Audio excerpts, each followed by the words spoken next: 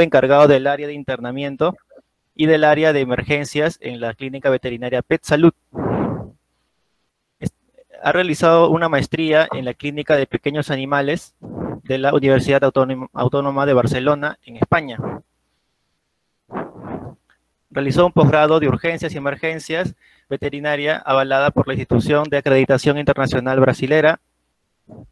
Además, ha hecho muchas pasantías en Europa, en varias ciudades de Europa, como en Londres, en Inglaterra, en Madrid, en Barcelona, en Girona, y además ha estado en pasantías en Ciudad de México y en Buenos Aires, Argentina. Bueno, sin más preámbulo, vamos a dejar al doctor Jordan para que pueda dar su ponencia. Buenos días, doctor. Buenos días con todos. ¿Se escucha muy bien? ¿Se ve la pantalla? Hola, buenos días. Sí, doctor, perfecto. Sí, se ve perfecto. ¿Qué tal? Buenos días con todos. Un gusto haber o estar presente, ¿no? Y haber aceptado la invitación del TAC, ¿no? De la Universidad San Marcos. En verdad estoy muy contento, muy feliz de poder compartir algunas cositas en parte de mi experiencia. Siempre, bueno, pues seguir todos los días actualizándose, conocer también experiencias de ustedes, ¿no? Qué cosas nuevas han visto, qué cosas nuevas hay, qué cosas nuevas he encontrado. Pues el día de hoy vamos a conversar uno de unos temas muy importantes, ¿no?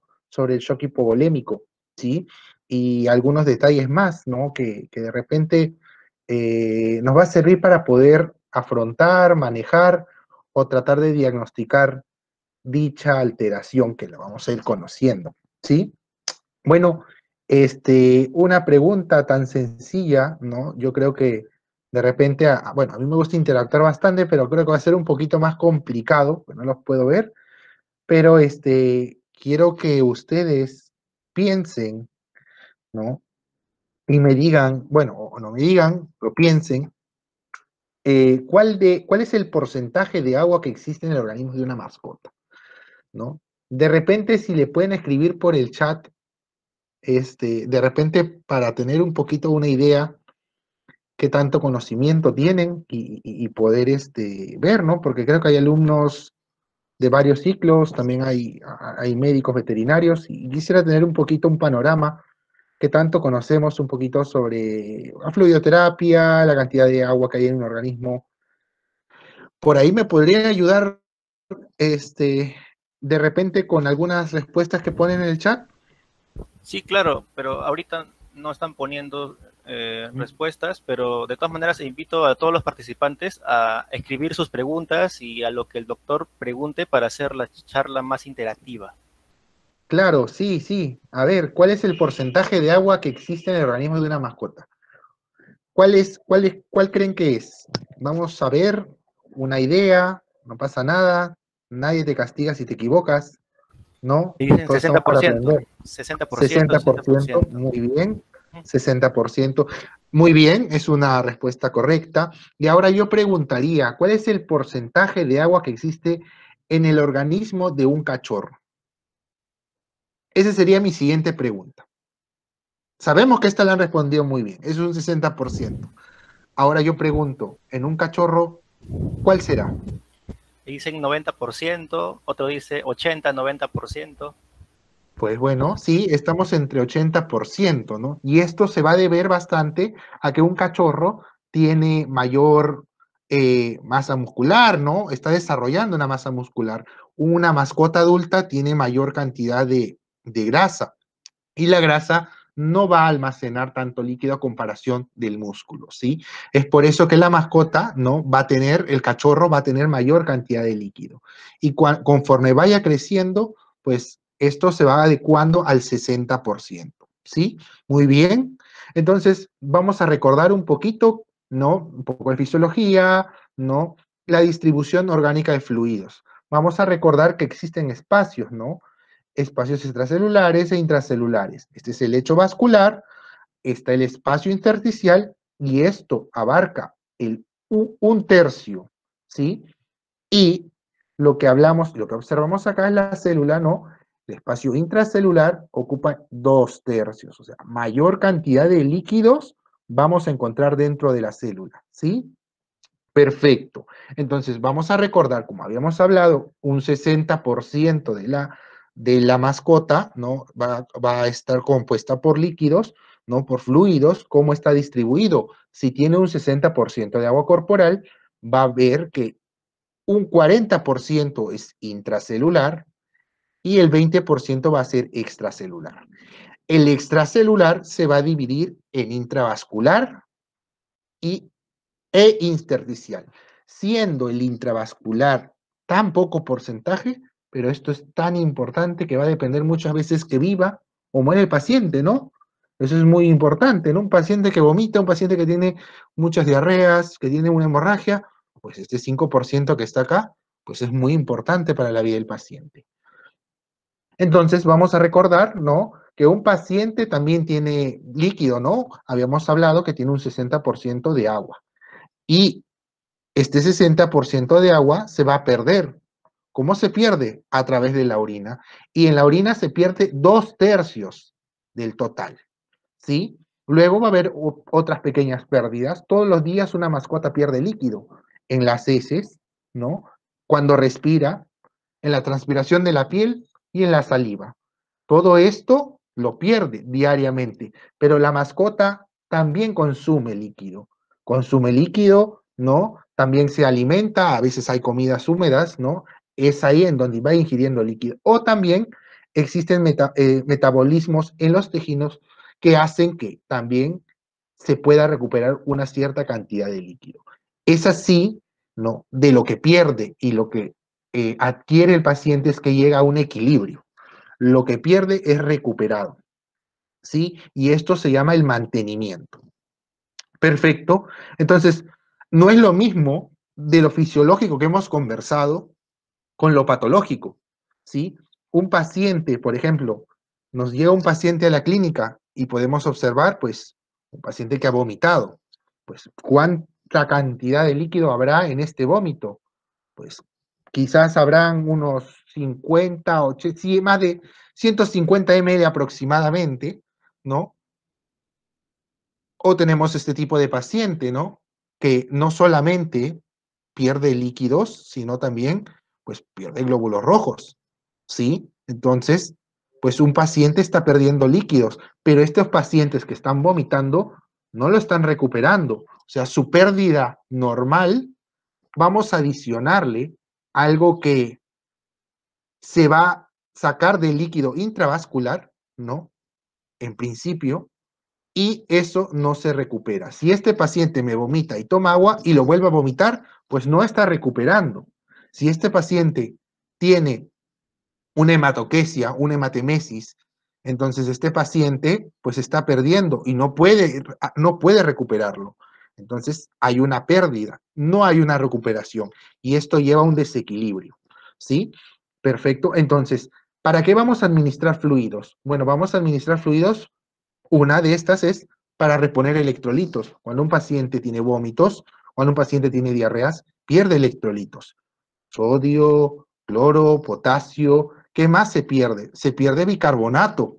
Entonces, eso es importante porque va a cambiar mucho el pH de la sangre, ¿sí? Entonces, también nos va a ayudar para mantener un equilibrio ácido-base, ¿sí?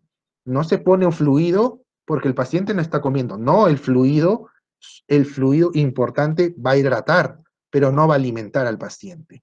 Entonces, nosotros administramos fluidoterapia para reponer electrolitos, para llegar a un equilibrio ácido-base, para reponer el volumen que se ha perdido y para ayudar a transportar, a empujar esos glóbulos rojos que dentro van a transportar oxígeno, ¿sí? Y ese oxígeno es importante, ¿no? Porque va a llegar a la célula. Y ya lo vamos a ir conversando y recordando qué sucede. ¿Para qué más podemos administrar fluidoterapia? ¿Sí? Una de las cosas que a veces se puede usar es la nutrición parenteral, ¿sí? A través de un catéter, pues yo puedo dar un tipo de alimento especial, ¿sí? Cuando tengo un paciente que no se puede colocar una sonda de alimentación, pues yo puedo poner alimentación, ¿no? Intravenosa, ¿no? A través de la fluidoterapia, ¿sí? para administrar hemoderivados, sangre, plasma, como vehículo, ¿no? Para administración de fármacos. Entonces, todas estas cosas tienen la importancia de la fluidoterapia, ¿sí? Ahora, importante ver, hemos hablado de un paciente que adquiere líquidos y hemos hablado de un paciente que también pierde los líquidos, ¿no? En la orina, ¿no? En la respiración, en la saliva, y un paciente que lo recupera a través de la ingesta de líquidos, de comida, ¿no? O del metabolismo que ocurre en ciertas células. Entonces, eso es lo normal, ese es un paciente de mantenimiento. Pero si yo tengo un paciente que me vomita, que de repente tiene dos diarreas, ¿no? Que el día de hoy se comió una cochinadita por ahí, ¿no? Y lo vomitó, pues hay una pérdida de líquidos, ¿no? Y yo evalúo ciertas cosas, por ejemplo, el tiempo de retorno capilar, evalúo el retorno del pliegue cutáneo, ¿no? La temperatura, el pulso, ¿no? Qué tan seca está la mucosa. Entonces, yo puedo ver de repente este paciente que ha tenido algunos vómitos, ha perdido líquidos, ¿no? Pero está activo, sí, está activo. Y este paciente de repente yo le puedo asignar un porcentaje de deshidratación. De repente tiene un 5%, de repente tiene un 6%, un 7%, un 8%, pues hay que recuperar al paciente. Entonces, el mantenimiento que hemos hablado y ahora estamos hablando algo muy importante que se llama la hidratación. Pero hay algo más importante que se llama la perfusión, que es cuando un paciente no solamente pierde un porcentaje, sino llega a perder tanta cantidad de líquido que los órganos no se sienten perfundidos y lo que puede llevar a una falla multiorgánica. Entonces es diferente que yo tenga un paciente que tuvo 2 vómitos a un paciente que tuvo 30 vómitos y no come desde hace 4 días. Entonces, este paciente puede llegar muy descompensado. Entonces, yo tengo que evaluar siempre a mi paciente cómo está llegando. A este paciente que no come hace 4 días, que ha tenido 30 vómitos, yo no le puedo poner una fluidoterapia de 5%.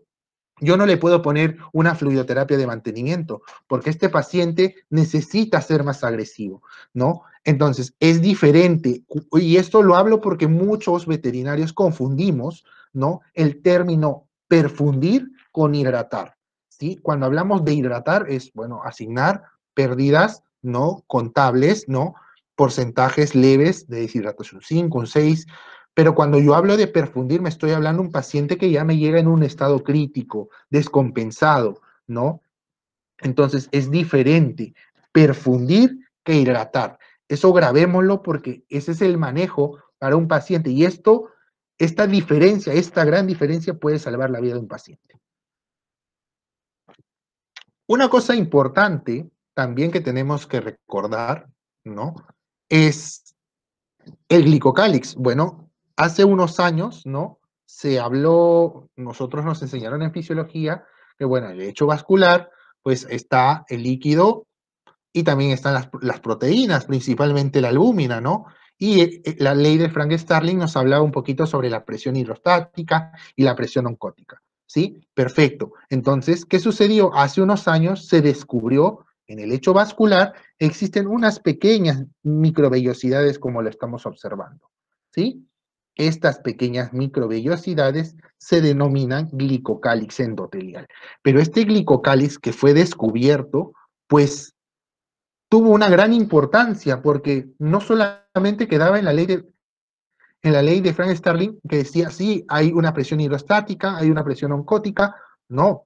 Se descubrió que este glicocáliz era uno de los responsables para que surja todo este acontecimiento. Y este glicocáliz está compuesto, ¿sí? Por glicoproteínas, proteoglicanos y glicosaminoglicanos, ¿sí? Entonces son como unas pequeñas vellosidades que están en el endotelio y que van a mantener un equilibrio, ¿sí? ¿No? Cuando esté líquido en el lecho vascular, pues el glicocálix lo que va a hacer es tratar de equilibrar tanto el espacio intersticial como el intravascular, ¿sí? Vamos a ir viéndolo. Entonces, las funciones del glicocálix. Como encontraron que este glicocálix, pues en microscopía electrónica lo habían descubierto, lo que se observó es que tenía unas funciones muy importantes. Una de estas era proteger y transducir las fuerzas mecánicas del torrente sanguíneo, ¿sí? Otra era regular la permeabilidad del agua y los solutos, que se intercambien los líquidos y los solutos, ¿sí? Importante.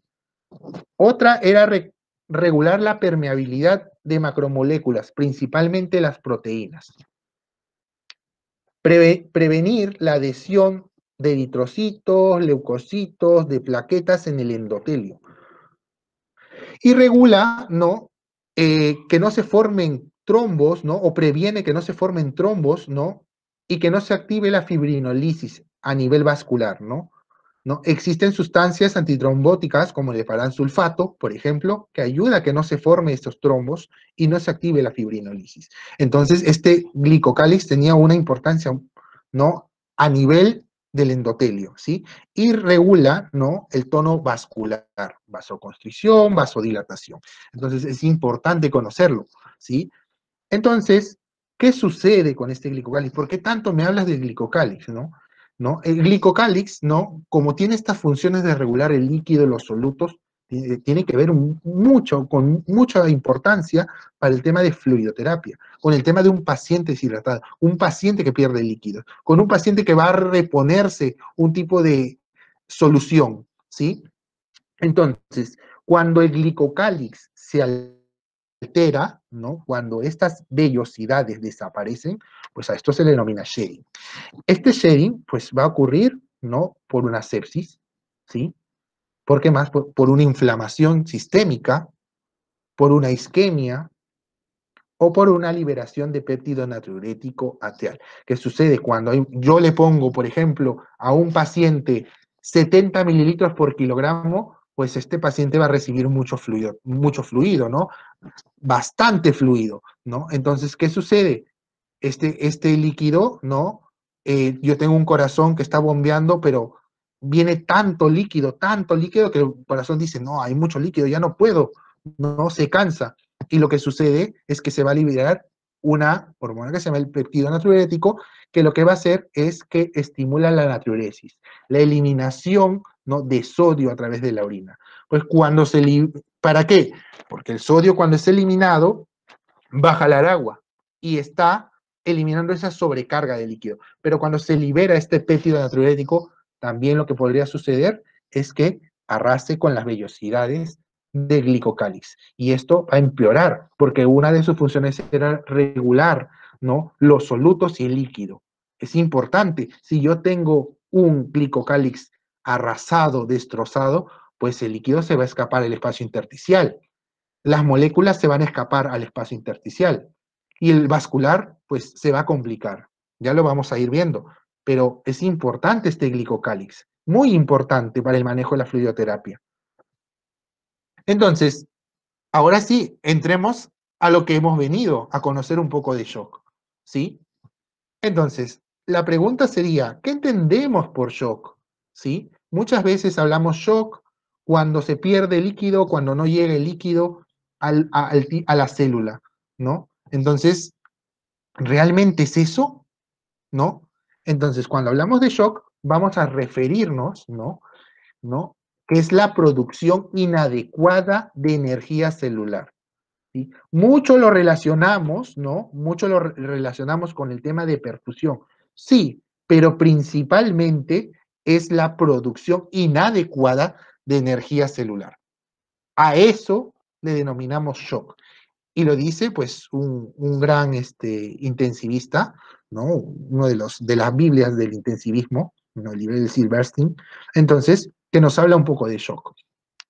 Entonces, importante conocer ese término, porque vamos a clasificar el shock en dos tipos, ¿no? El precelular, ¿sí? Y vamos a clasificarlo en el celular. Cuando hablamos del precelular, vamos a hablar del shock hipovolémico. Hipovolémico, bajo volumen, ¿sí? Tenemos un paciente que tiene bajo volumen. Otro tipo de shock precelular es el cardiogénico. Es cuando tenemos una alteración en la bomba, ¿sí? En la bomba, en el corazón. Este corazón no bombea, no empuja la sangre, ¿no? Hacia los órganos. Entonces, como no llega sangre adecuada, ¿sí? No llega ese glóbulo rojo, no llega esa glucosa, entonces este paciente no se va a llegar a formar energía. ¿Sí? Igualito con el hipovolémico, hay tanto volumen que no llega a formarse energía. Y hay algo que se llama el shock distributivo. Es aquí en donde los vasos sanguíneos no tienen tono, pierden el tono. Entonces tampoco no llega la sangre a las células y es por eso que no hay producción de energía. ¿Sí? A esto lo denominamos shock precelular. ¿Sí? Ahora vamos a hablar del celular. ¿Sí? El celular, ¿sí? Y esto no tiene nada que ver con la perfusión. ¿No? Por eso habíamos hablado que el objetivo, que la definición de shock es la importancia, ¿no? De producir energía. Entonces, un shock metabólico, también vamos a hablar, es un tipo de shock, es a que cuando no llega de repente un cachorro, ¿no? De 2 meses, yo lo dejo sin comer unas 15 horas. Y este cachorro, pues, ¿cómo va a estar sus reservas de glucógeno? Tiene un hígado todavía no desarrollado. Entonces, sus reservas de glucógeno son escasas, ¿sí? Entonces, este paciente va a entrar en una hipoglicemia, ¿no? Entonces, si no hay glucosa, pues no se va a poder formar energía. Pues y el paciente va a entrar en un shock, ¿sí? Y esto no tiene nada que ver con la perfusión, sino con la formación de energía, ¿sí? O un shock hipoxémico, cuando el glóbulo rojo, por ejemplo, no transporta adecuado oxígeno. Y el oxígeno también es importante para formar energía. Recordemos, ¿no? En la célula, ¿no? Que entra la glucosa, ¿no? Con oxígeno, y lo que va a suceder es que se va a formar, ¿no? Por la glicólisis, se va a formar ATP, energía, ¿sí? Entonces es importante aclarar que el shock nos referimos a la producción de energía, ¿sí?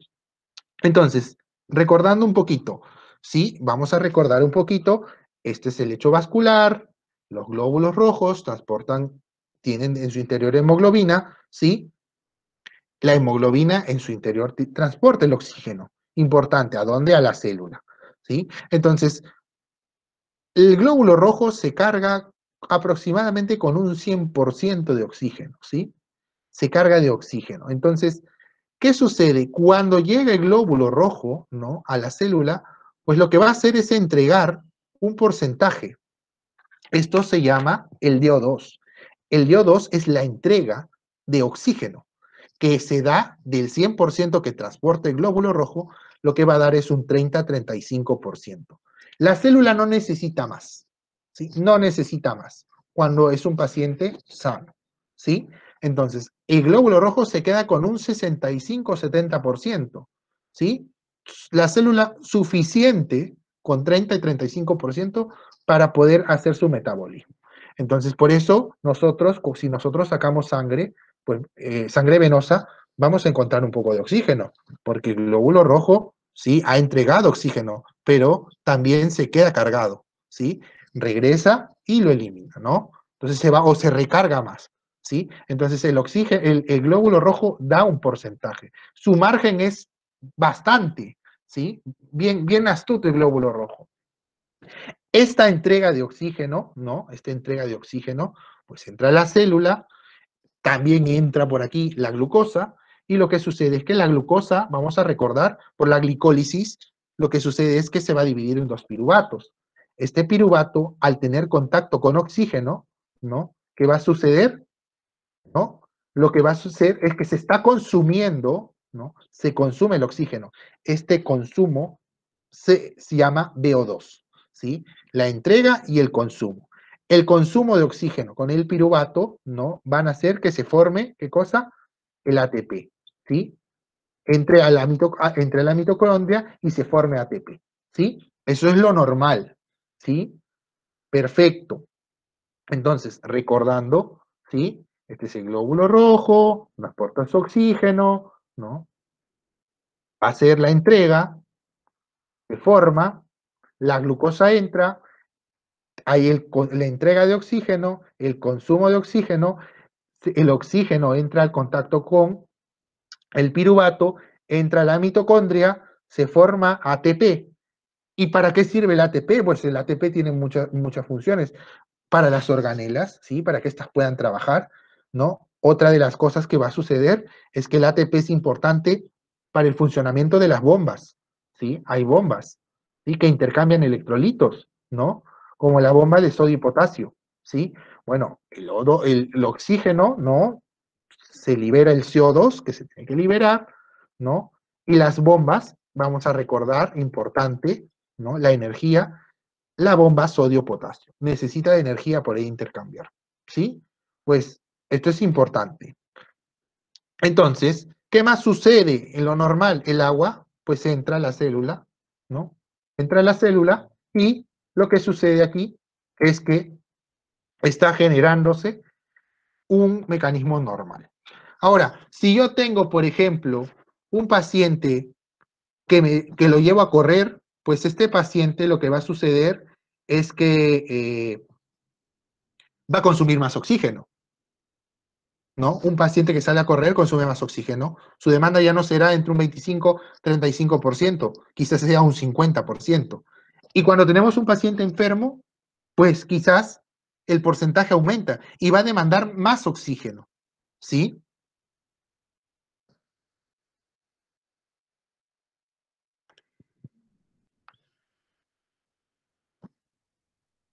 Perfecto, entonces vamos a recordar un poco esto. Ya hemos visto lo normal, ¿sí? Un paciente que está enfermo va a demandar más de oxígeno. Entonces, ¿qué sucede? Bueno, si nosotros tenemos poco oxígeno, si nosotros tenemos pocos glóbulos rojos, si nosotros tenemos poca hemoglobina, pues la cosa no va a ir bien, ¿sí? Entonces, tenemos pocos glóbulos rojos, o poca hemoglobina, o poco oxígeno, entonces el 100%, este glóbulo rojo ya no se va a recargar de 100%. Este glóbulo rojo se va a cargar quizás de menos, ¿sí? No va a haber un buen transporte de oxígeno. Y el oxígeno es importante ¿para qué? Para que se forme energía. Entonces, ¿qué sucede? Si yo tengo pocos glóbulos rojos, o no tengo oxígeno, o no tengo hemoglobina, ¿qué va a suceder con la entrega de oxígeno? Pues no se va a dar. No se va a dar. Entonces, ¿qué va a hacer con el consumo de oxígeno? Tampoco. No va a haber consumo. Y la glucosa entra, ¿sí? Su función de la célula es producir energía. No le importa otra cosa más que formar energía porque quiere trabajar. Pero ¿qué pasa? Hay glucosa, hay glucólisis, pero no hay oxígeno. Ah, no. Dice, yo tengo que formar energía como sea. Entonces, como no hay oxígeno, la vía aerobia, voy a usar la vía anaerobia. Entonces, la glicólisis, el piruvato, la glucosa, que se convierte en piruvato por la glicólisis, se va a convertir en lactato. El lactato, ¿no? Lo que va a suceder, ¿no? Es que va a formar y convertirse en ácido láctico. Entonces estamos viendo que en este camino va a producir un poco de ATP, pero no lo suficiente. Pero lo que está sucediendo al formarse ácido láctico, pues está acidificándose la célula. ¿Qué más sucede? Habíamos visto, ¿no? Que importante era el ATP para las bombas, por ejemplo. Entonces, ¿qué pasaría si no hay ATP? No va a funcionar las bombas. Entonces, ¿qué va a suceder con el sodio? Que debería salir, ¿no? El sodio no va a poder salir, se va a quedar dentro de la célula, ¿sí? ¿Qué va a pasar con el potasio? No va a poder entrar, se va a quedar afuera. Entonces, ¿qué pasa con el sodio si se va quedando dentro de la célula? Pues se va acumulando, ¿sí? ¿Qué va a pasar con el agua? Bueno, el agua no necesitaba de bomba, el agua entraba solita a la célula. Pues va a entrar a la célula, sigue cumpliendo su función. Pero, ¿qué sucede con el sodio? Se sigue acumulando dentro de la célula, se sigue acumulando, no sale. ¿Y el sodio qué hace con el agua? Jala, ¿no? Va a jalar. Entonces va a jalar más agua, ¿no? Indirectamente está jalando más agua, porque no puede salir, porque no hay ATP para que salga. Entonces, ¿qué sucede? Y acá esta célula se está hinchando, se está llenando de agua, está a punto de reventar. Bueno, el calcio, ¿no? El calcio va a aprovechar y entra dentro de la célula, ¿sí? ¿Y qué va a suceder? El calcio va a traer radicales libres. Y estos radicales libres que están dentro de la célula van a desestabilizar a la célula.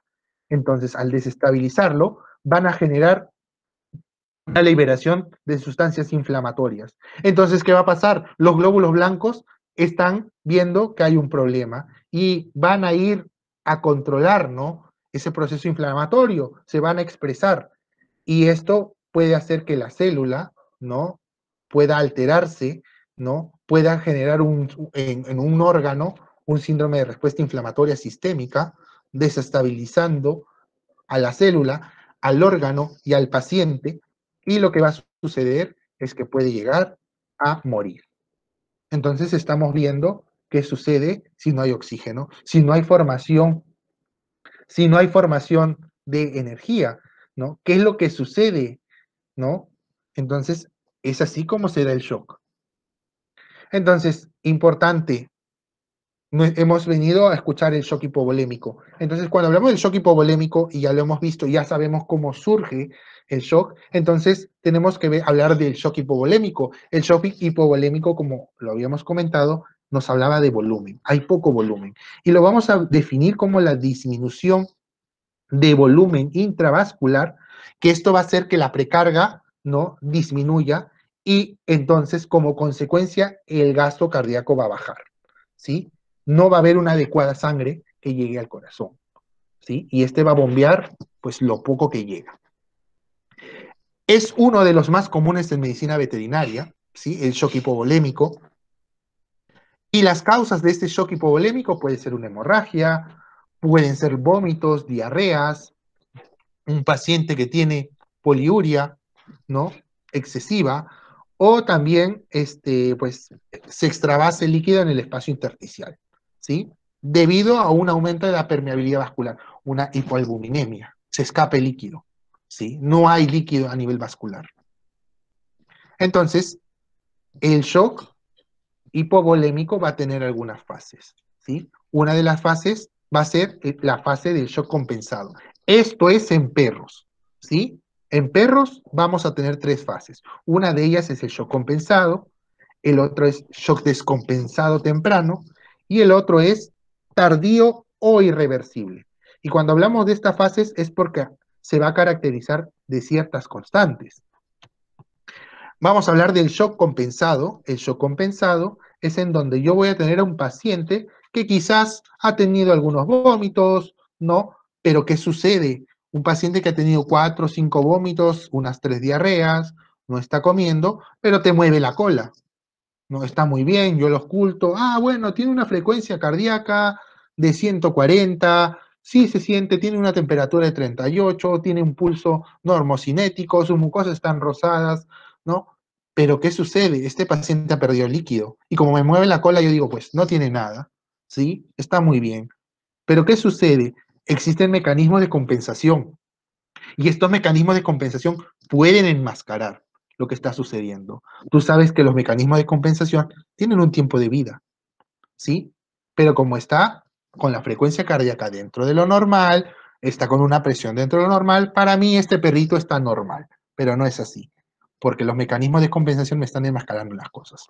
Entonces, es un paciente asintomático, hay mecanismos de compensación que pueden enmascarar esta fase, ¿no? Y se mantiene la presión arterial normal.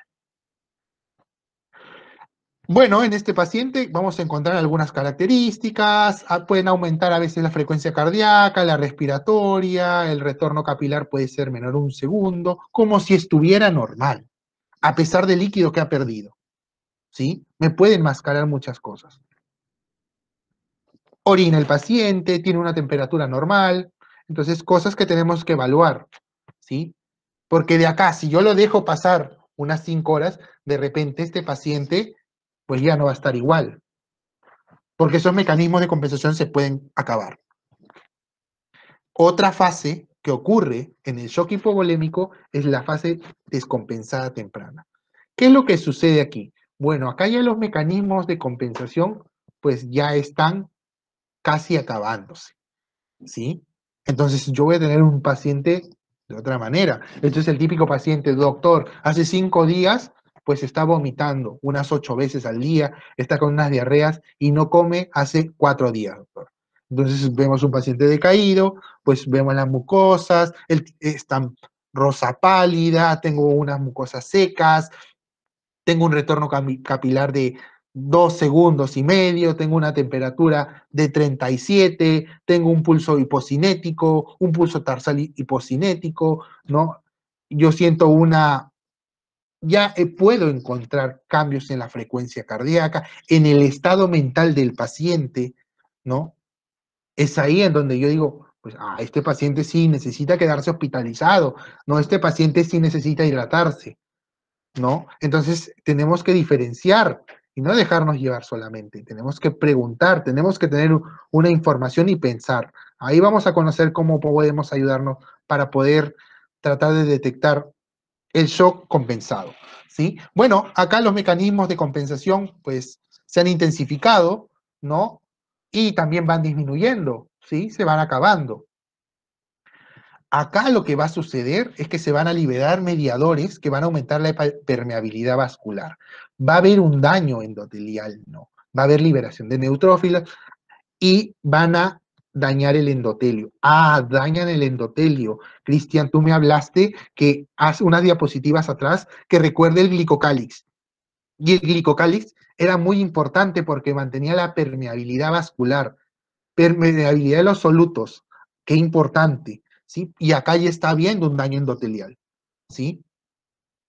Entonces, hay mecanismos, ¿no? Hay características que yo voy a encontrar, de repente una taquicardia, pudiendo bajar esta frecuencia cardíaca en un paciente, ¿no? Puedo encontrar un estado mental ya deprimido, puedo encontrar ya un retorno capilar un poco aumentado, 2 segundos, puedo encontrar de repente una pequeña palidez de mucosas, la presión de quizás pueden estar disminuyendo, o está en el límite inferior, o está disminuidas, ¿no? Hipotermia. Entonces ya estoy encontrando cosas que me están llamando la atención, miembros fríos, porque están haciendo vasoconstricción, ¿no?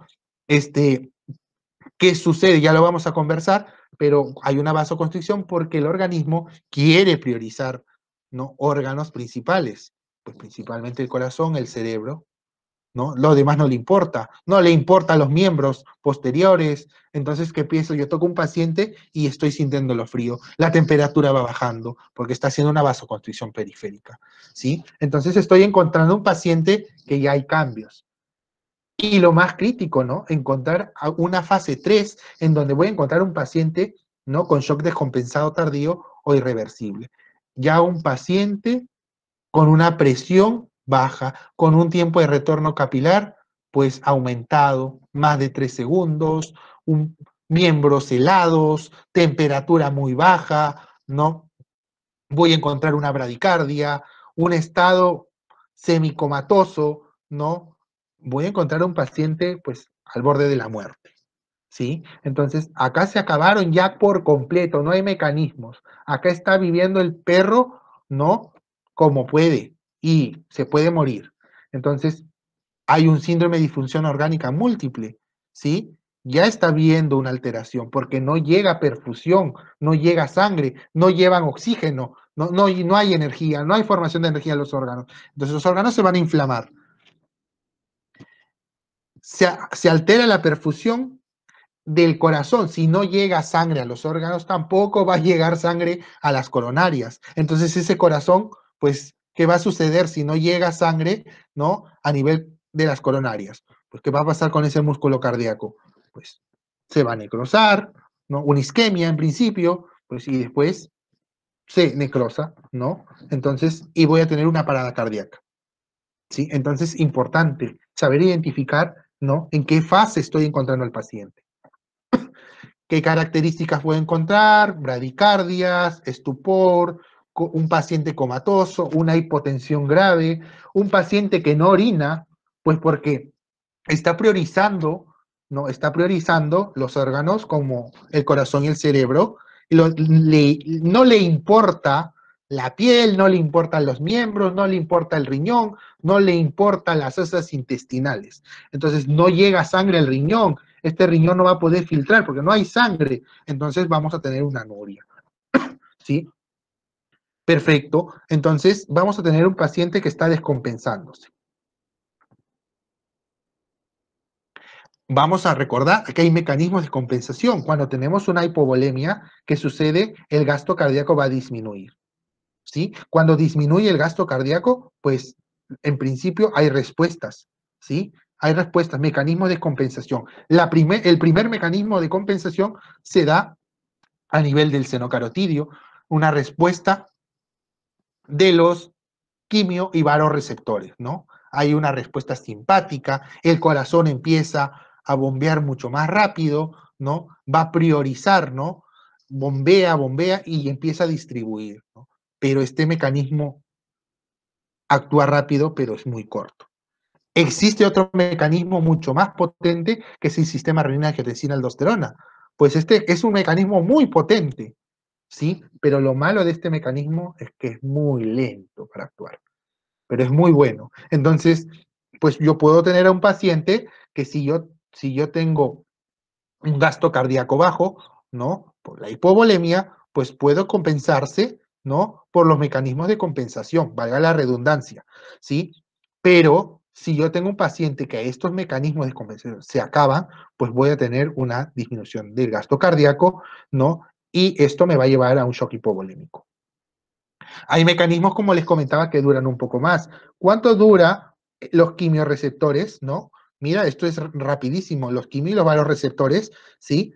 Si ahora sucede un paciente, ¿no? Si un paciente pierde líquidos, ¿no?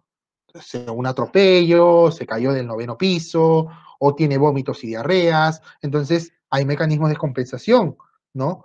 ¿Cuánto dura? Mira, segundos, los quimioreceptores, ¿sí? Pueden durar segundos, minutos, ¿no? Son muy buenos, actúan muy rápido a los segundos, pero no duran mucho, se van cayendo. ¿Cómo duran los varoreceptores? También actúan rápido, ¿sí? Pero son bien eficientes, pero muy cortos y empiezan a decaer. ¿Y cómo era el sistema renina-angiotensina-aldosterona, que era un mecanismo muy potente? Bueno, el mecanismo demora en actuar. No actúa en segundos, no actúa en minutos, sino actúa en horas. ¿Sí? Actúa en horas, ¿sí? Entonces, pero mira qué potente es, ¿no? Si no, pregúntale a los cardíacos, ¿no? A los cardíacos. ¿Qué tan potente es el sistema sistema renina-angiotensina-aldosterona, ¿no? Entonces, este mecanismo es muy potente, ¿sí? Pero, pues, estos mecanismos tratan de ayudar al paciente, pero hay algunos que actúan más rápido que otros. Entonces, vamos a ver, dependiendo del tipo, ¿no? Del estadio que encontremos, de la fase, ¿no? De shock hipovolémico, ¿no? Si sea un paciente con shock compensado, un paciente con shock descompensado o un descompensado tardío o irreversible, va a agravarse el problema, ¿no? El riesgo de vida, ¿no? De un shock compensado hasta un descompensado, pues va aumentando, ¿no? El riesgo de vida es peor, ¿no? Va a llevar a la muerte mientras pase a la fase, a la tercera fase del shock, ¿sí? La hipovolemia se va agravando cuando va cambiando de fase, ¿no? Y las reservas fisiológicas se van acabando de acuerdo a la fase del shock hipovolémico que ocurre en perros. Hemos conversado sobre las fases de shock hipovolémico en perros, ¿sí? Ahora, ¿y los felinos qué? Bueno, los felinos se van a caracterizar, ¿no? Por tener algo muy importante. Ellos no van a tener fases, ¿sí? Ellos no van a tener, es tan rápido lo que sucede en los felinos que pues no podemos ni identificar en qué fase está. Pero hay una cosa importante que podemos encontrar en un felino, en el shock, ¿sí?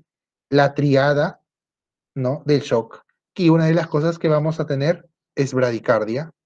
Otra de las cosas que vamos a tener es hipotensión y lo otro que vamos a tener es hipotermia. Entonces, estas tres cosas vamos a encontrar en un paciente felino que tiene shock, ¿sí? Y cuando tenemos a un paciente felino con hipotermia, se bloquean los receptores adrenérgicos. Esto nos va a servir a pensar, ¿no? Si tenemos algún otro tipo de shock, por ejemplo, un distributivo, y queremos usar vasopresores, pues primero, antes que yo use vasopresores, lo que tengo que hacer es tratar de subir la temperatura, porque los receptores adrenérgicos están copados, ¿no? Están alterados y no va a funcionar mi terapia vasopresora. Por eso que yo tengo que pensar en primero subir la temperatura de un felino para poder tratar de usar fármacos, ¿sí? Entonces, importante, esto es lo que podríamos encontrar. A veces podemos encontrar los tres, a veces podemos encontrar dos. Entonces, si nosotros tenemos un paciente, ¿sí? Un paciente, pues nos llega un paciente, pues tiene un sangrado y decimos, pero este paciente está muy tranquilo, ha tenido un sangrado, yo veo veo sangre a nivel de la nariz, una epistaxis, pues yo podría pensar, pues este paciente o tiene un tumor, o este tiene una hipertensión, o tiene algún hemoparásito, o tiene alguna masa, ¿no? O de repente un paciente que ha sido intoxicado por rodenticidas. Entonces yo tengo que pensar, pero este paciente, ¿cómo está su estado? Pues lo veo un poco alerta, ¿no? Pero igual está perdiendo sangre. Habríamos que ver qué está pasando. ¿Cuánta sangre habrá perdido? ¿No? Aparentemente los mecanismos de compensación estarán actuando. No es lo mismo este mismo paciente, ¿no? Verlo en este sentido, ¿no? Pues ya, mira cómo está, cuánta sangre está perdiendo. Aquí ya no sangra, pero aquí sí, bastante, ¿no? Empieza a sangrar y este perro no podíamos parar, a pesar de haber hecho una transfusión, no podíamos parar, pues el paciente había salido de Ehrlichia positivo y tenía una trombocitopenia muy severa.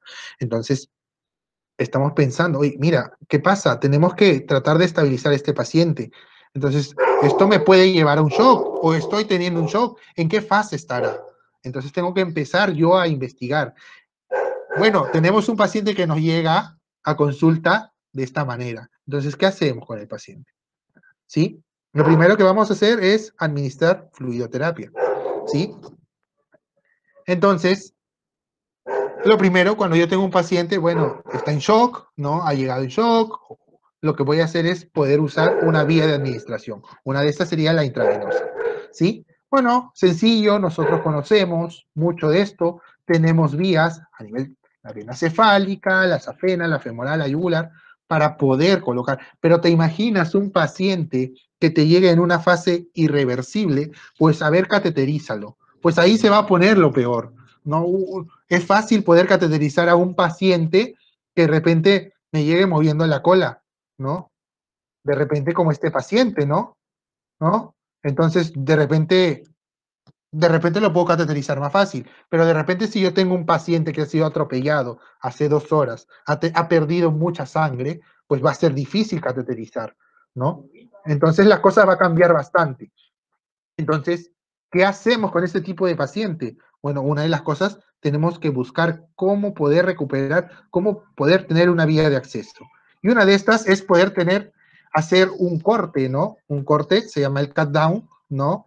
O la venodisección, si queremos hablarlo, pues cuando tenemos un paciente en shock, lo que podemos es buscar una vía, pero a veces están tan hipovolémicos que necesitamos usar herramientas. Y como les comentaba, una es hacer el cut down. Podemos hacer un corte, ¿no? No en la vena, sino al costado de esta, ¿sí? Podría ser con un ojo de bisturí, podríamos hacerlo con una aguja, ¿no? Entonces hacemos una venodisección, ¿sí? Entonces, lo que hacemos es tratar de, eh, podemos hacer la venodisección, podemos exponer la vena, ¿no? Si queremos podemos ayudarnos, ¿no? Separándolo con un hilo, ¿no? Y poder cateterizar al paciente, ¿sí? Y lo podemos tener cateterizado, ¿no? Y de repente tenemos una alternativa para poder suplementar ese fluido, ese volumen que ha perdido. Hace 10 días está vomitando, está con diarrea. ¿Te imaginas cuánto volumen habrá perdido? Entonces, a veces es difícil cateterizar a un paciente así,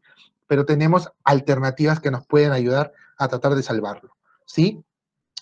Entonces, lo mismo, el cut down, hacemos un corte, puede ser con una aguja, ¿sí? Hacemos el corte, exponemos la vena, ¿sí? Hacemos una disección y, bueno, ya la podemos cateterizar. Entonces, tenemos una alternativa. Otra, ¿no? Porque a veces no podemos cateterizarlo.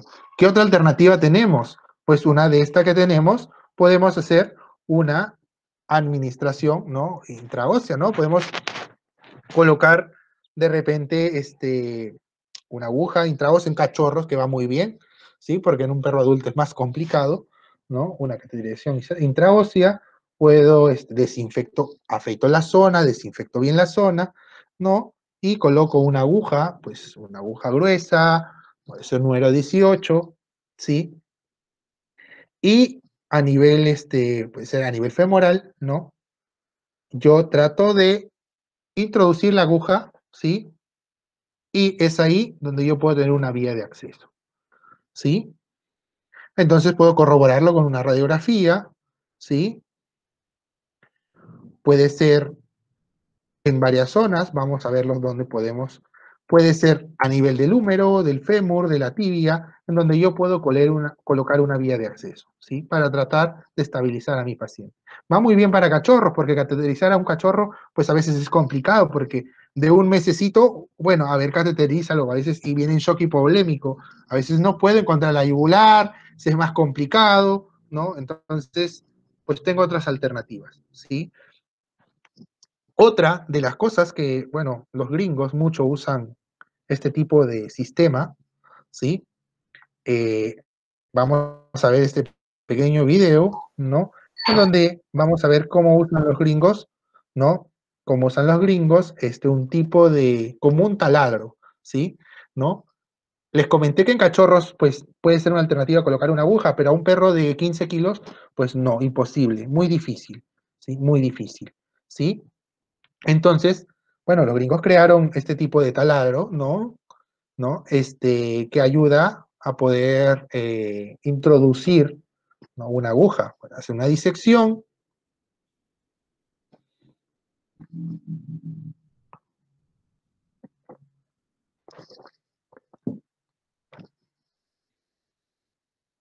A nivel del húmero,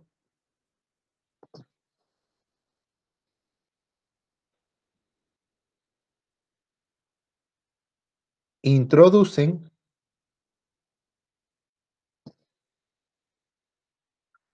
ya está. ¿Cuánto pesará este perro? 15, 17 kilos.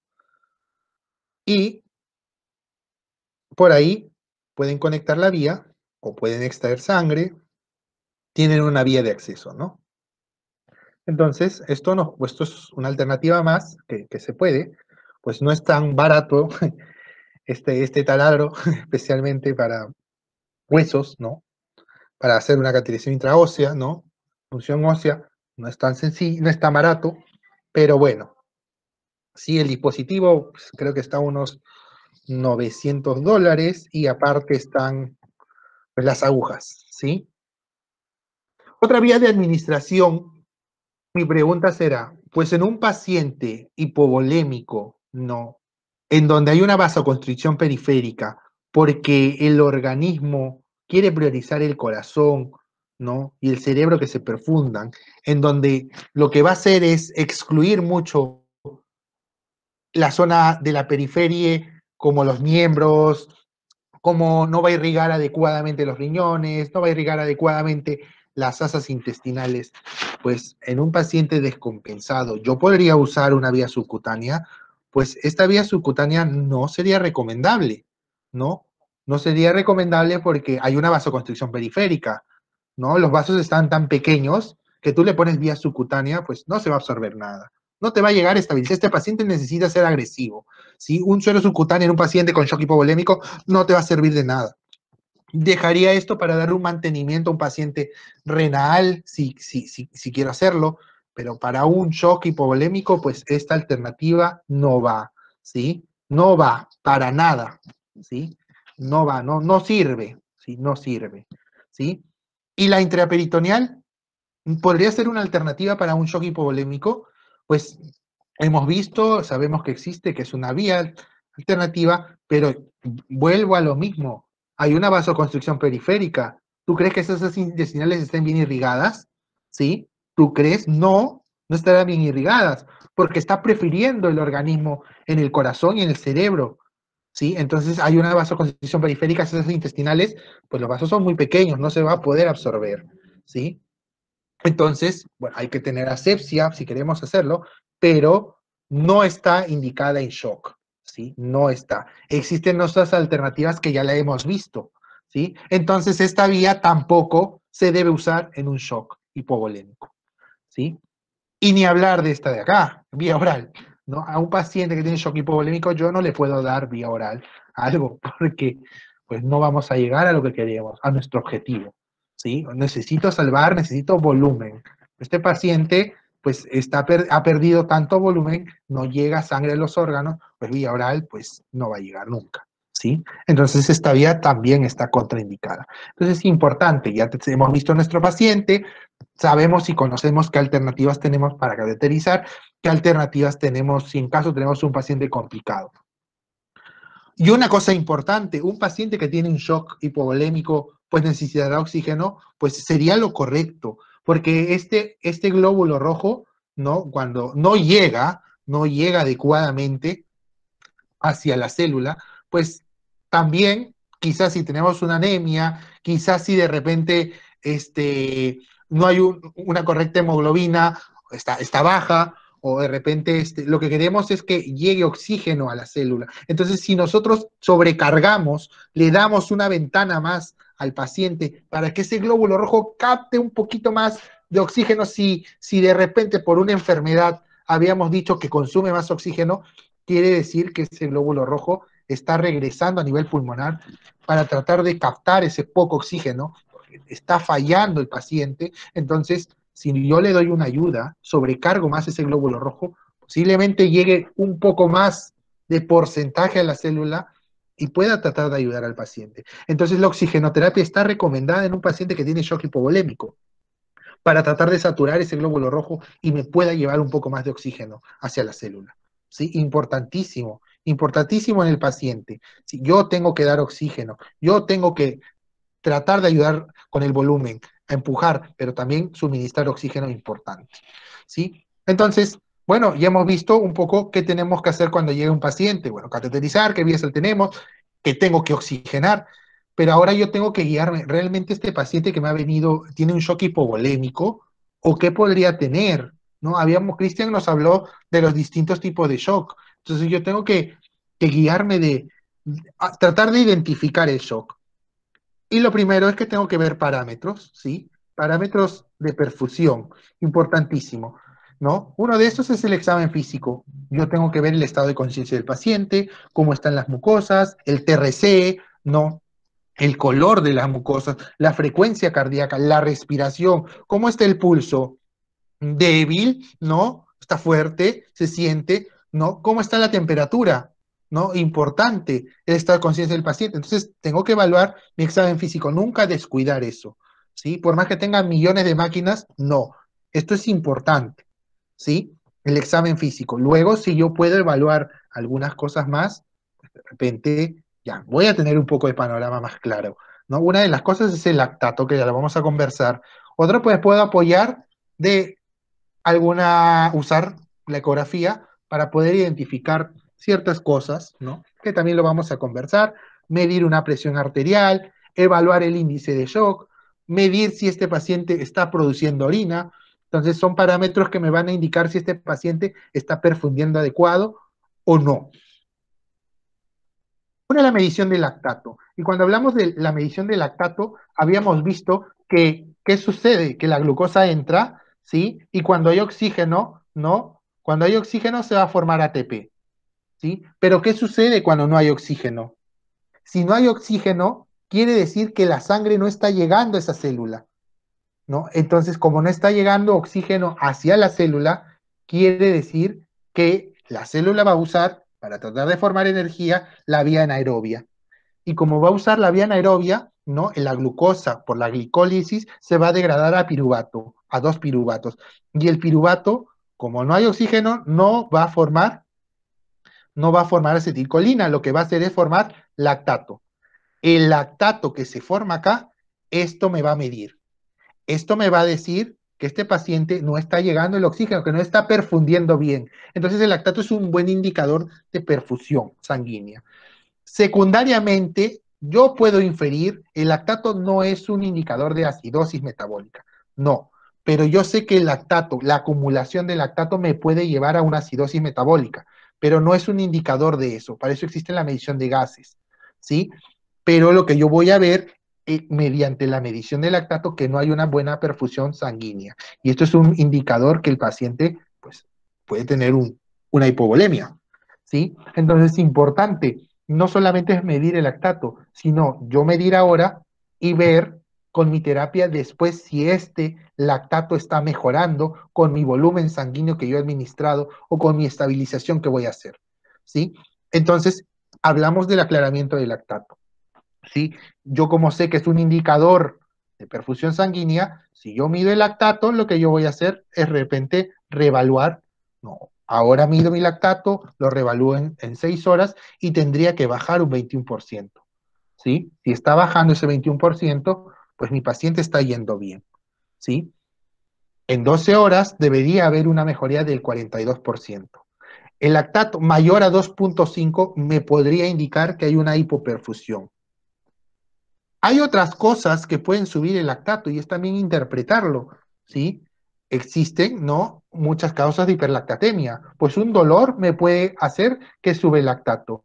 Un paciente que tenga tumores puede hacer que tenga lactato. Un paciente que tenga diabetes puede ser que tenga un lactato alto. Entonces, eso también es importante saberlo, ¿sí? Para poder interpretarlo.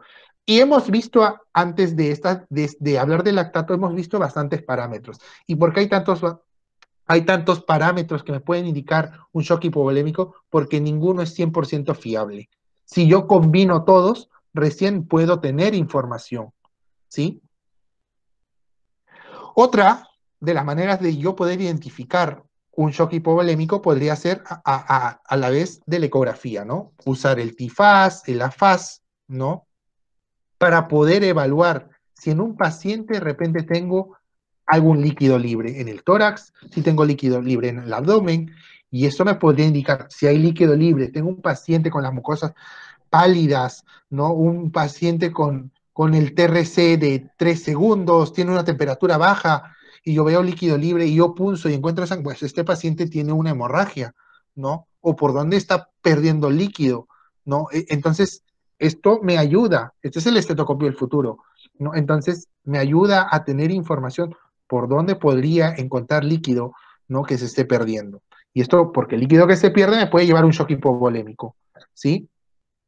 Otra cosa que yo puedo ver es la monitorización. Y esto es algo subjetivo, ¿sí? Yo puedo ver, por ejemplo, en una vista parasternal derecha, ¿no? De un ecocardio, yo puedo ver el ventrículo izquierdo.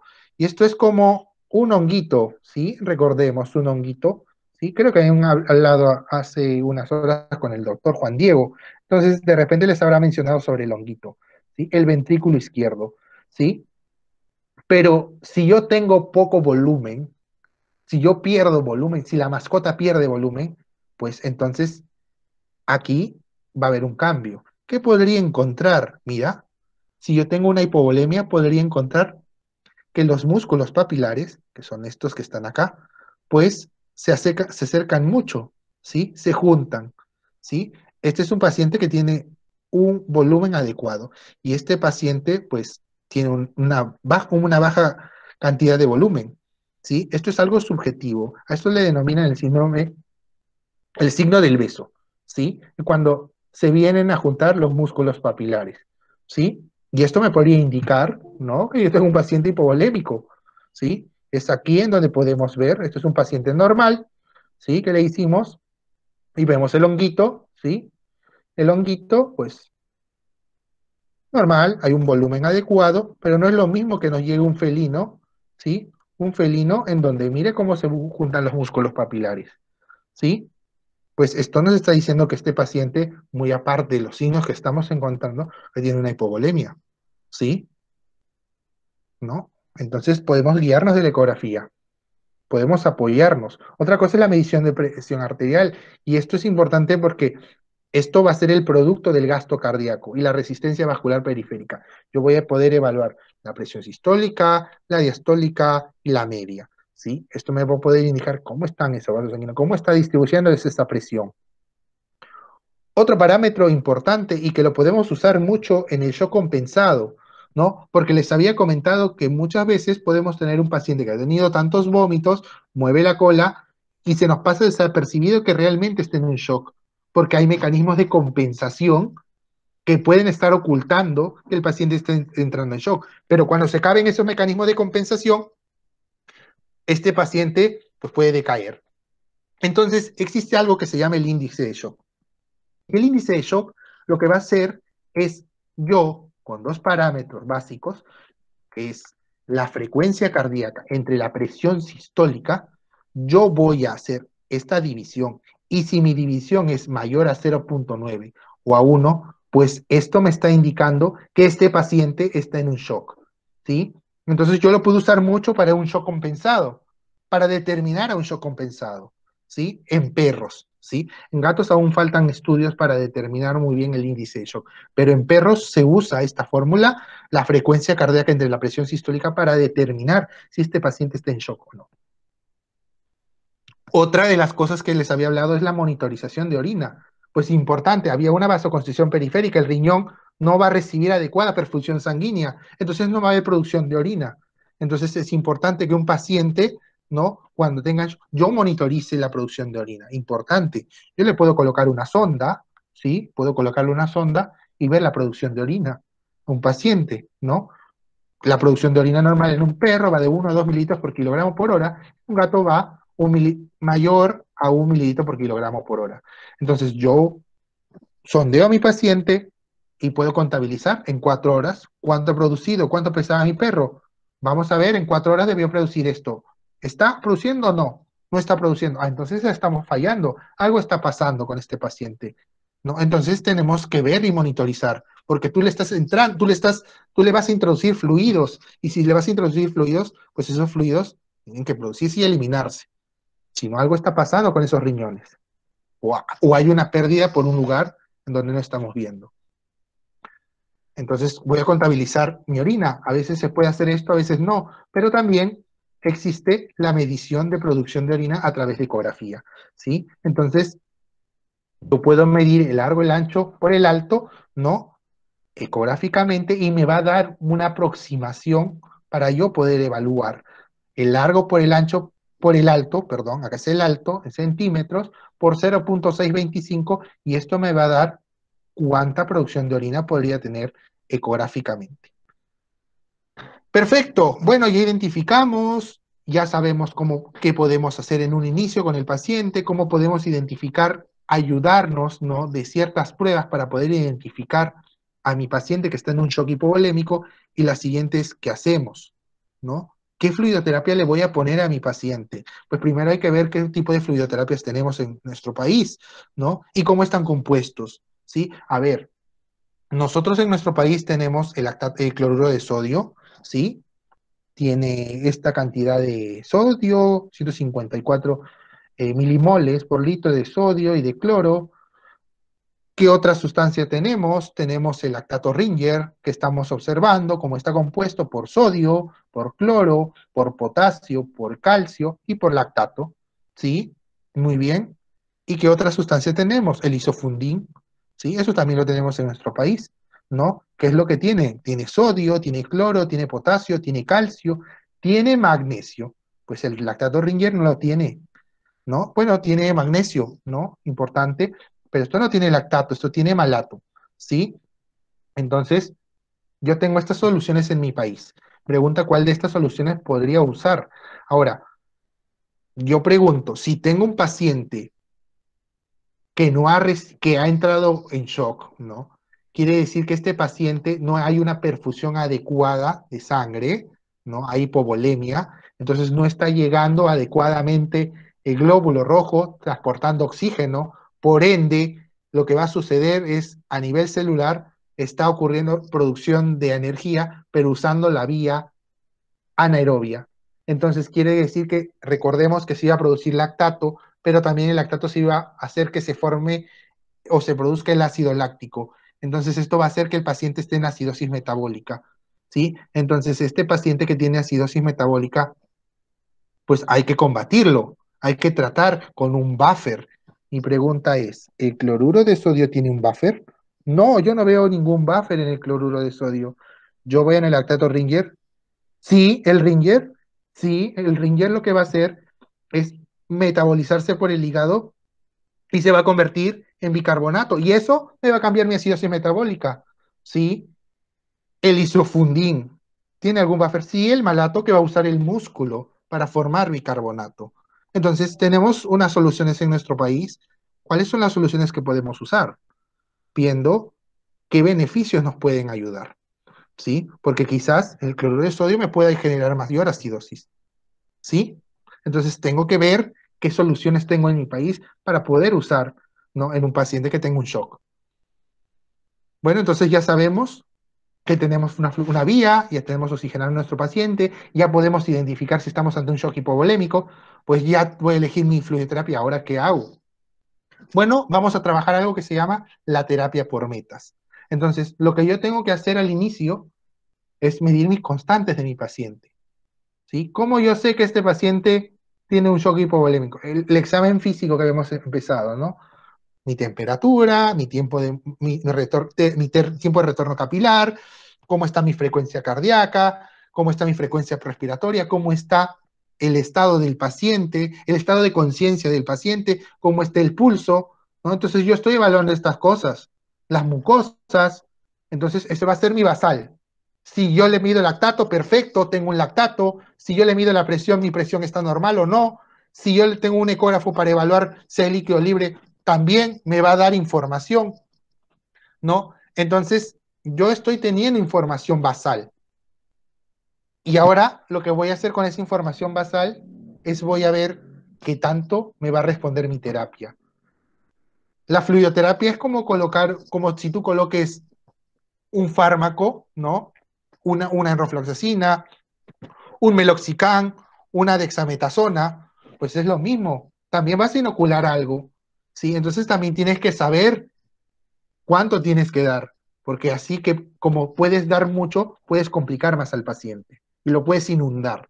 Entonces tienes que tener presente eso, porque habíamos hablado en un inicio que el glicocálix, ¿no? Tan importante que es cuando está dañado, ¿qué va a suceder? Se va a extravasar el líquido, ¿sí?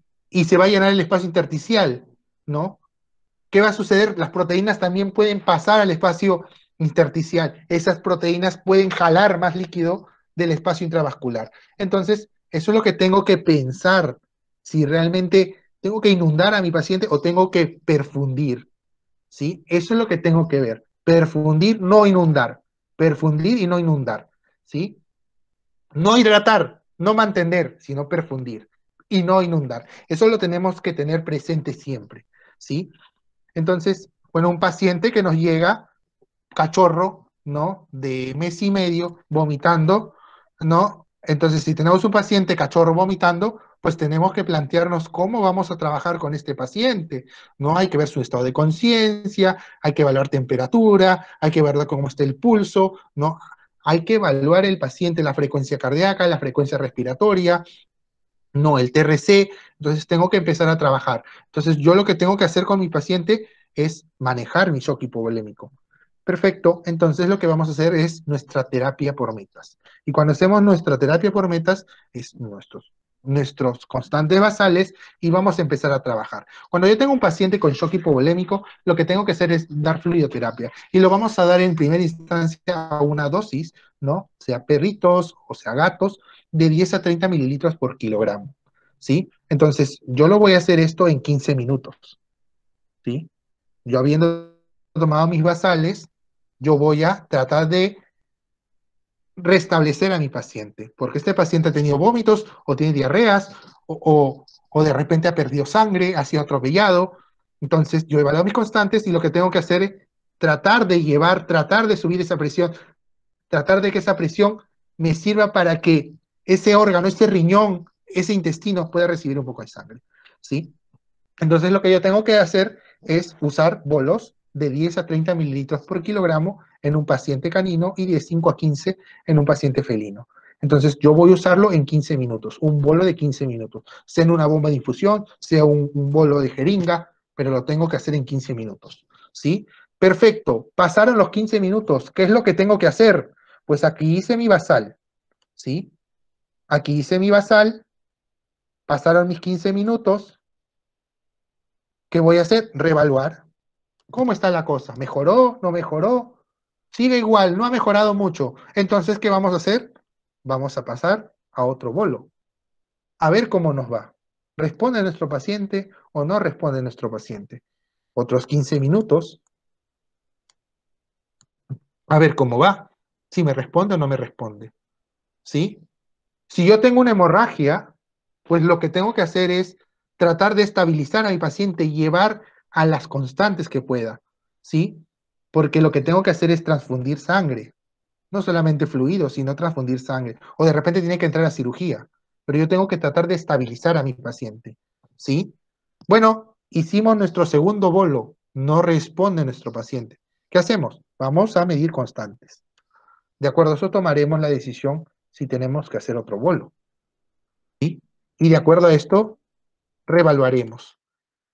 Reevaluaremos si nuestro paciente está respondiendo o no, ¿sí? Como les comentaba, si tengo un paciente con hemorragias, pues si yo meto mucho fluido, también puedo hacer que haya más sangrado. Es por eso que de repente elegiría una dosis, no la máxima, de repente podría elegir una dosis intermedia. 20 miligramos, 20 mililitros por kilogramo, y quizás mientras yo trate de estabilizar a mi paciente, me van a traer la unidad de sangre. El cirujano va a venir de su casa hacia la veterinaria para poder operarlo, pero yo tengo que tratar de estabilizar a mi paciente, ¿sí? Entonces yo me voy a trazar metas para ver cómo va y siempre reevaluando para ver si me está funcionando o no me está funcionando, ¿sí? Para tratar de buscar la causa, qué está pasando. Pero si no me responde, mi pregunta será, ¿realmente será un shock hipovolémico? Porque también había otros tipos de shock. Entonces, si de repente no me responde al tercer bolo, realmente es un shock hipovolémico, pues tengo que empezar a buscar más cosas, ¿no? Porque si de repente yo tengo un shock distributivo, pues no, el tema no es fluidos. El tema de repente tengo que usar vasopresores, porque el tono se ha perdido. O de repente yo pongo bolos y el problema no es que tenga una hipovolemia, no es que tenga una pérdida de tensión, lo que tiene de repente es una falla de bomba. Y ahí lo que tengo que usar son inotrópicos. Entonces tengo que identificar, es por eso que yo me tengo que ayudar de examen para poder tratar de identificar qué es lo que estoy encontrando y para poder tomar decisiones. Puedo usar también en un paciente, por ejemplo, de 5 kilos, puedo usar muy bien pues estas soluciones, pero en un paciente de 50 kilos, pues usar pues 2 litros, pues lo puedes usar, no hay problema, ¿no? Pero a ver si la bomba de infusión te da más, ¿no? Puedo usar soluciones hipertónicas, ¿no?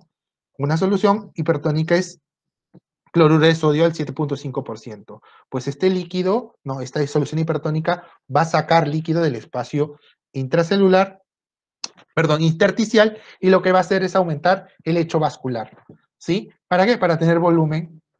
Entonces es importante, también puedo usar soluciones hipertónicas, o sea, para un perro grande, para un perro chico, pero también es una alternativa. Y yo puedo usar para perros de 4 a 8 mililitros por kilogramo y de 2 a 4 mililitros por kilogramo en gatos. ¿Sí? Si yo tengo un paciente con una hemorragia, pues cambiaría mucho y de repente no usaría las dosis máximas. De repente usaría dosis intermedias, ¿sí? Hasta que llegue la sangre, ¿sí? Porque la solución es reponer, que entre cirugía y que busquemos dónde está el vaso que se ha roto o de repente hay que transfundir. Pero esto es mi manera de estabilizar. Si yo tengo un paciente que tiene vómitos y diarrea, pues voy a recuperar o tratar de recuperar y estabilizar al paciente. Porque si es una fase irreversible, llegamos a esa fase o tenemos un paciente con la fase irreversible, muchas veces se nos complica y a veces no salen adelante. Por eso que es importante identificar también la fase del paciente. Hablamos y muchas veces nos han enseñado el uso de coloides, ¿no? El coloide que lo que va a hacer es tratar de estabilizar a nivel de la membrana, va a tratar de jalar líquido, pero se ha hecho un estudio, ¿no? En el 2017, que los pacientes que estaban en UCI, al introducir coloides como terapia para manejos, lo que hacían es que se depositaron a nivel tubular, eh, se hizo vacuolizaciones, tuvieran vacuolizaciones a nivel renal, complicando más al paciente y que estos fallezca. Es por eso que sucede que los coloides lo que hacen es cuando hay un daño endotelial, cuando el glicocálix está mal, ¿qué sucede? El coloide, si este es el vaso sanguíneo, ¿sí? Y tenemos un shedding, una destrucción de este glicocálix, cuando yo introduzco el coloide, pues como esto regulaba la permeabilidad, el coloide, ¿a dónde se va? Al espacio intersticial. Y si se va al espacio intersticial, ¿qué va a hacer? Jalar agua. Entonces, lo poquito que tenía el intravascular, ¿a dónde se va? Al intersticial. Y complico más al paciente, ¿no? Y se encontró que se depositaban también vacuolizaciones a nivel tubular. Y es por eso que el uso de coloides ya no está indicado, ¿sí? Entonces, bueno, estabilizar al paciente, ¿no? Pues cuando tú manejas tu terapia por metas, ¿no? Pues este paciente tenía dos tipos de shock, un shock hipovolémico y un shock metabólico, ¿sí? Entonces, importante tratar de manejar tu terapia por metas. Bueno, cada tipo de fluidos que tenemos, los cristaloides, sus ventajas que son baratos, ¿no? Necesitan grandes volúmenes, ¿no? Los hipertónicos son baratos, se usan a corto plazo, ¿no? Los coloides, bueno, los coloides actualmente ya no se deberían usar. Entonces, importante, siempre cuidar al paciente y no sobrecargarlo, porque si no podemos complicarlo. Preguntas. Pues agradezco bastante por la invitación y pues si hay algunas preguntas, pues lo podemos responder con toda confianza. Muchas gracias por la ponencia, doctor. Ahorita vamos a esperar que los participantes dejen sus preguntas.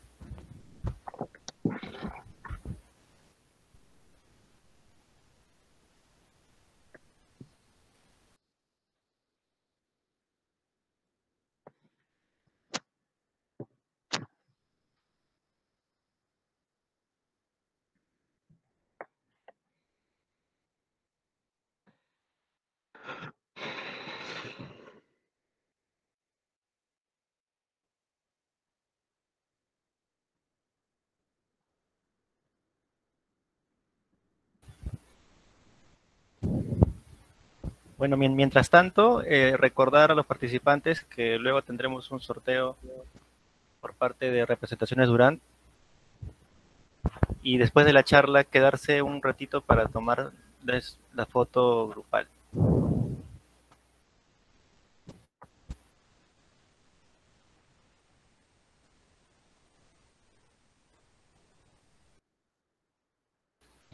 Bien, aquí tenemos una pregunta de la doctora Elizabeth y le pregunta, bueno, le agradece, excelente ponencia, doctor, ¿y cuál sería el parámetro de lactato que se podría considerar tanto para caninos y felinos? Muchas gracias.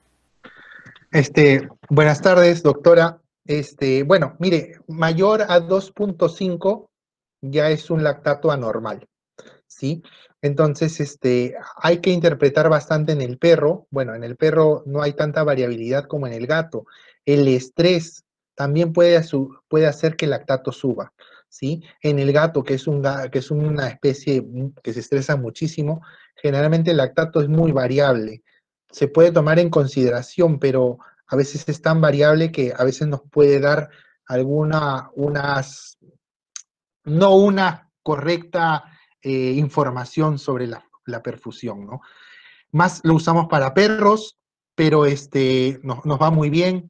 También hay que tener en consideración un paciente, por ejemplo, atropellado, el dolor también puede hacer que sube el lactato, ¿sí? Entonces, yo tengo que interpretar, me llega un paciente atropellado y yo voy a colocar mi vía, voy a aprovechar en tomar la muestra de sangre, voy a medir lactato y si mi lactato es mayor a 2.5, pues este paciente, pues me es un indicativo que hay hipoperfusión, pero también si hay dolor, de repente tengo que corregir mi dolor y este lactato puede variar un poco, ¿sí? Puede variar, pero ya me está indicando que este paciente no está perfundiendo bien. Ahora, la variabilidad de manejar dolor, ¿no? Pues varía, no es mucho, pero varía, ¿sí? Entonces, mayor a 2.5 ya se considera que es una hiperlactatemia en perros. Ok, doctor, muchas gracias.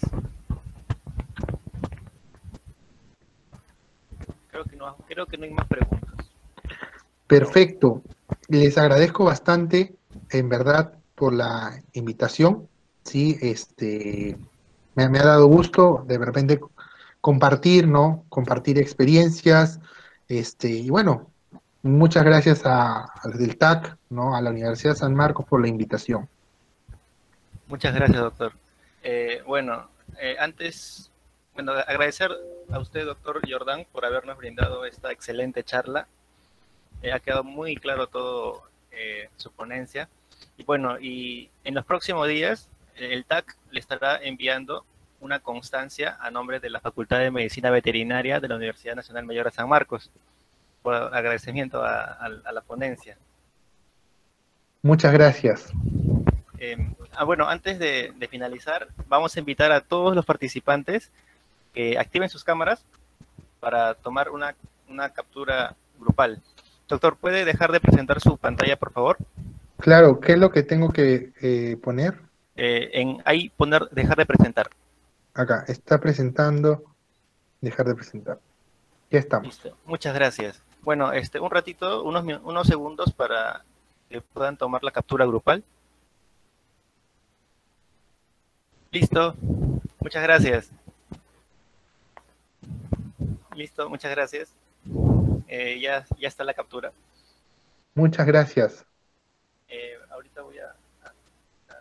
Ya, bueno, no se olviden de seguirnos en nuestras redes del Facebook, del Instagram y de YouTube. Recuerden que las charlas están siendo grabadas y los próximos días van a estar siendo subidas a YouTube.